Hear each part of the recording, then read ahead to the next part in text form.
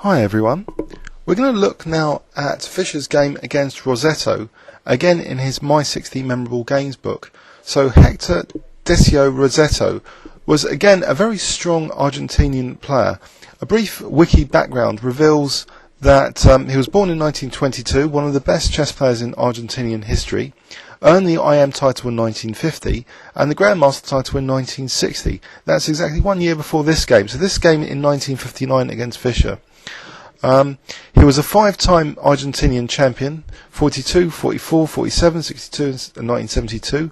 He won the Plata tournament in 1949 and again in 1952. So here against Fischer, he was black. So Fischer kicked off with e4 and he chose the Sicilian defence, and after knight f3 he chose e6. Fischer played the open Sicilian, so playing d4. After takes knight d4, now a6 was played.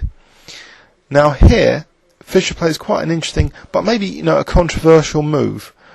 He played actually for what's known as the brilliancy binds. So by playing c4, he's trying to clamp the d5 square down, but in doing so he is putting more pawns on light squares, and potentially the c5 and e5 squares can be a basis for black being very resourceful. As we'll see, black didn't play in such a way to test the resources of the position, especially the dark square counterplay, and I'll try and highlight some of the counterplay that was missed in this video. After queen c7, that was a good move. It could potentially, if white's castling kingside and the knight's not an f3, then h2 is going to be a target. And if that's combined with knight manoeuvres like knight f6 to g4, knight c6 to e5 to g4, this could be quite dangerous for white. And maybe it was underestimated by Fischer when he chose this brilliancy bind system. After knight c3, knight f6, Fischer chose to protect the pawn with bishop d3, but he is temporarily losing the connection to his knight on d4, so naturally black strikes at d4 with knight c6. Now Fischer protects d4 with bishop e3, and here is a critical point where black released some of the pressure and let Fischer off the hook a little bit.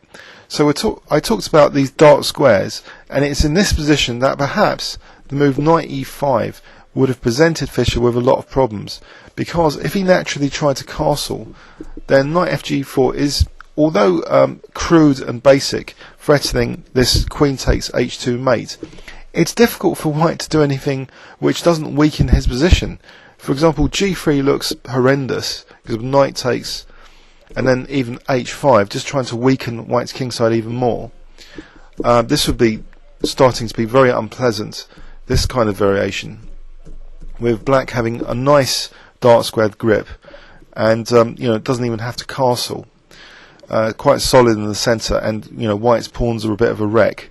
So knight e5, yeah, that does seem to be a critical test. But basically, Rossetto he simplified the tension. He took, after bishop e3, he played knight takes d4, and after bishop takes d4, bishop c5. So the worst is over for Fischer in the opening. He's got a slight advantage here. After bishop c2, d6, black's potentially got a slight vulnerability of d6, but also this problem queen's bishop has to be sorted out later. And we'll see that in the game, even when it was sorted out, it was still a tactical target for Fischer. After castles bishop d7, Fischer now played knight a4. So black doesn't want to give up the light squared bishop, but on the other hand, the knight is exerting pressure on these dark squares, and again encouraged a releasing of tension. Black played bishop takes d4. Maybe, Hector was just trying to draw or something. He played a bit timidly because this continuation seems a bit passive. It's allowing Fischer to now build up more and more pressure. So rook fd1, black castled now, and after rook ac1, queen a5. And here is another opportunity for black to have some dark square counterplay.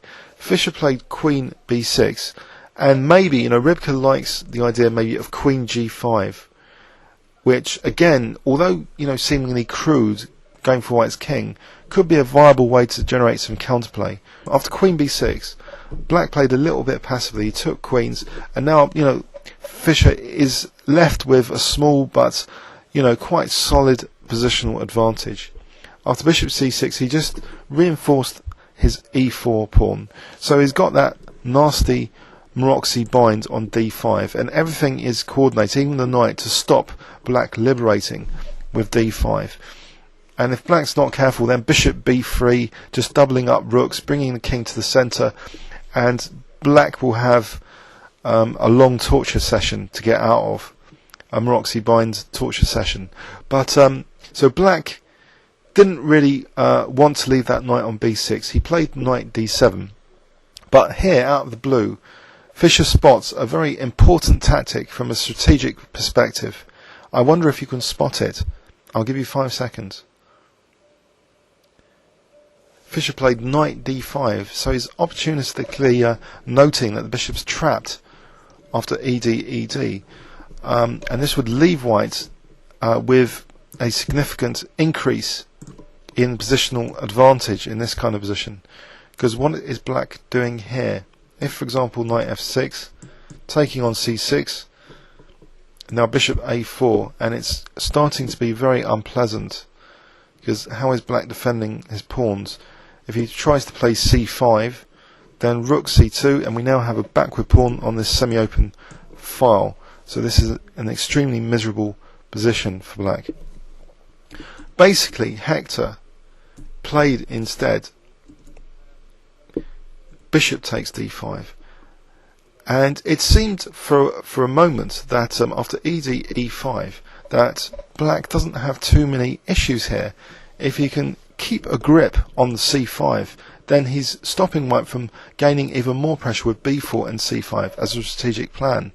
Fischer plays b4, and after g6 he plays bishop a4, and here a slightly loose move by black is exploited positionally, because here, according to Ripper, it's virtually equal.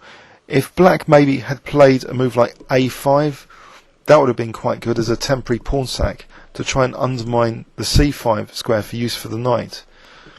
And if white was materialistic to take on a5, then rook c8, and it should be quite comfortable for black to regain the pawn with at least equality after say rook c5. White's pawns would be diced. But in the game, a slight weakness was created now, b6. And the weakness is the a6 pawn. Fischer expertly exploits this by playing rook d3, a nifty rook manoeuvre, to come to a3 to attack a6. After f5, rook a3, and now we see black going into an incredibly passive position. He plays knight b8, so Fischer plays c5, liberating his position even more.